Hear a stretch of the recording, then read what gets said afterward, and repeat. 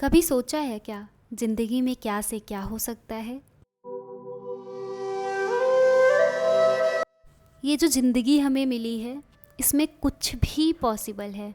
तुम कुछ भी कर सकते हो। बस बात ये आती है कि तुम कुछ करने की ठानो और उस पर अपनी मेहनत दो, क्योंकि मेहनत और आत्मविश्वास आपकी ज़िंदगी पे बनने वाली बिल्डिंग के दो सबसे मजबूत पिलर हैं। अपनी ज़िंदगी की कहानी को खुद लिखो, अपनी कलम अपने हाथ से पकड़ो और इतनी इंस्पायरिंग स्टोरी लिखो कि कल आपको देख के लाखों युवा इंस्पायर हों, कुछ करने की सोचें। सपने देखो और उसे पूरा करो। किसी और की कही हुई बातों को अपने दिल से मत लगाओ। याद रखना, कभी कभी हमारे आसपास के लोगों को हमसे बहुत उम्मीद होती है और कभी कभी तो किसी और की छोड़ दो, हमको स्वयं से बहुत उम्मीद होती है और अपनी उस उम्मीद को पूरा करना हमारी खुद की रिस्पॉन्सिबिलिटी है। और अगर आप लाइफ में डीमोटिवेट हो रहे हो तो एक बार किसी मोटिवेशनल कोट्स, स्टोरी, शायरी, कुछ भी नहीं, एक बार खुद से इमेजिन करो तुम आगे आने वाले 4 या 5 साल बाद या फिर 1 या 2 साल बाद अपने भविष्य को कैसे देखते हो, क्या करना चाहते हो, क्या बनना चाहते हो। I think this is the best motivation. और ये जो चीज़ें होती हैं ना, ये विद इन सेल्फ से आती है। जो अपने अंदर से चीज़ें आती हैं ना, उसको कोई डिगा नहीं सकता। जैसे मैं अभी किसी को बोल लूँ कि तुम पढ़ो पढ़ो पढ़ो, पर वो सामने वाला बंदा या बंदी नहीं पढ़ेगा जब तक उसके अंदर से नहीं आएगा कि मुझको पढ़ना है या कुछ करना है। ठीक उसी तरीके से अभी मैं पढ़ाई कर रही हूँ, मैं एक यूपीएससी एस्पिरेंट हूँ, तो ये यूपीएससी एस्पिरेंट के लिए है। बट लाइफ में ये फॉर्मूला हर एक चीज़ के लिए लागू होता है। किसी को कुछ करना है, किसी को कुछ करना है। और आज का टाइम ऐसा है कि तुम कुछ भी कर सकते हो। The world is yours, the life is yours. Now अब आपको डिसाइड करना है कि आपको क्या करना है, कैसे करना है। सही चीज़ें, सही रिसोर्सेज, सही रास्ते, सही समय, सही साथ, ये सब एक डिसीज़न मात्र का है। अब आपको डिसीज़न लेना है कि आपको क्या करना है। बिस्तर पर पड़े सोते रहना है, सोशल मीडिया स्टॉक करना है, पढ़ना है, कुछ करना है, कोई नई स्किल सीखनी है, ये टोटली आप पर है। और आज कुछ मैं आपको ऐसी ही स्पेशल बुक के बारे में बताना चाहती हूँ। मैंने इसको कम्युनिटी पोस्ट पे डाला था तो आप लोगों ने बहुत बार पूछा ये कौन सी बुक है। So this book is UPSC files from Disha publication. This book is written by Shubham Gupta sir, who is an IAS officer. He got All India Rank 6 in 2018 batch. And this book is complete start to end roadmap with notes and tips to achieve success in UPSC CSC. And it also provide glimpse of IAS officers' life.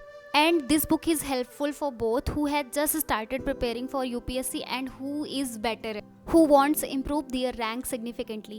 2 bar fail होने के बाद Shubham Gupta sir ने क्या क्या चीज़ें छोड़ी करना, क्या क्या नई प्रैक्टिसेस इनकॉर्पोरेट की अपनी प्रिपरेशन में, उन सब के बारे में डिटेल्ड बात की है।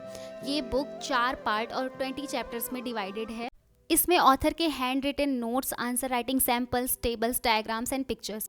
पार्ट 1 डील करता है शुभम गुप्ता सर के personal background, struggles and setbacks से। उनकी ये कहानी from a soft to civil services आप लोगों को ज़रूर मोटिवेट करेगी। पार्ट 2 कवर करता है प्रीलिम्स और मेंस एग्जाम की in depth chapter analysis, UPSC syllabus की topics, reference material, study plan, note making subject, training and impressive answer writing practice, revision style, self evaluation etcetera.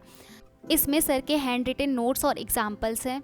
Part 3 बात करता है interview stage के बारे में, how to fill डैफ, क्या tips, advice and topics के बारे में पढ़ना होता है, इंटरव्यूअर्स के माइंड को कैसे समझना होता है, एंड हाउ टू से know during the interview time. Gupta sir ये भी डिस्क्राइब करते हैं कि उन्होंने कैसे अपना स्कोर 124 से 184 बढ़ाया, इंक्रीज़ किया। सो पार्ट 4 जो है वो ट्रेनिंग लाइफ, मतलब लबासना की लाइफ और सिविल सर्विसेज में कैसी लाइफ होती है उसके बारे में थोड़ा सा बताते हैं। So this book is all about guidance book. मुझे लगता है कि every UPSC aspirant as well as state PCS aspirant must read this book. Link is in the description box, you can check it out.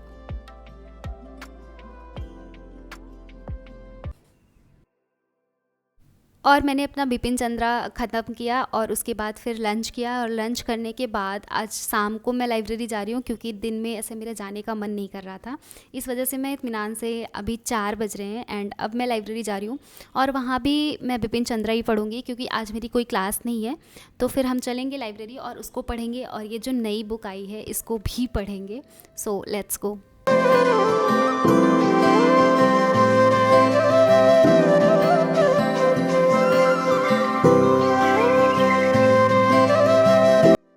तो बिपिन चंद्रा में अभी मैं पढ़ रही हूँ formation of Indian national Congress.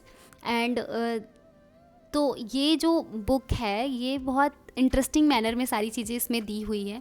I think जब आप Indian formation of Indian national Congress पढ़ोगे तो बहुत सारी चीज़ें इसमें से ऐसी समझ में, ऐसी मतलब कुछ फ़नी चीज़ें हैं ना, उसको पढ़ने के बाद पूरा पर्सपेक्टिव चेंज हो जाएगा। इसमें बहुत अच्छे से सेफ्टी वॉल थ्योरी के बारे में भी थोड़ा सा एलोबोरेट किया है, एंड एओ ह्यूम के बारे में बहुत सारी स्टोरीज़ बताई गई है जो कि मुझे बहुत इंटरेस्टिंग लगी।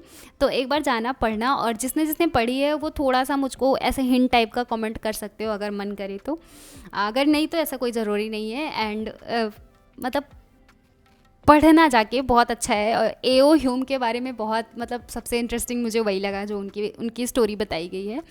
एंड ये करने के बाद मैं इसलिए कर रही हूँ ये, क्योंकि हमारे मॉडर्न इंडियन हिस्ट्री में यही क्लासेस चलने वाली हैं। कल की आई थिंक जो क्लास लगेगी वो इसी पे रहेगी, formation of Indian national Congress. तो फिर हम ये वाला सेक्शन इसलिए कर रहे हैं, और इसके बाद सोशल रिलीजियस रिफॉर्म है तो उसको मैंने कर लिया है, तो उसके लिए ज़्यादा मतलब उसको नहीं करना है अभी फ़िलहाल। एंड वो भी एक इम्पॉर्टेंट चैप्टर है, उसको उससे प्रीलिम्स एंड मेंस दोनों में क्वेश्चन आते हैं।